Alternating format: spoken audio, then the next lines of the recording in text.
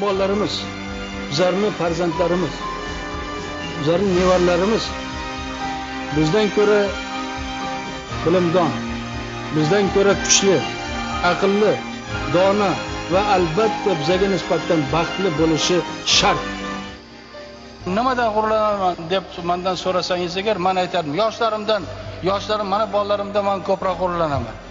Shunday g'ururlanamanki, shularni ko'rib televideniyada yo uchrashgan paytda ularni bilimi, ularni intilishi, ko'zi yonib turganini ko'rib, men borman, men shu yurtning o'g'loniman, qiziman, men edalik endi janob prezident o'zimni ko'rsataman degan bolalarni ko'rib shunday quvonamanki, xuddiki menda qanot paydo bo'lgandek va kerak bo'lsa yangi bosqichga ko'tarishga menga nima madad beradi?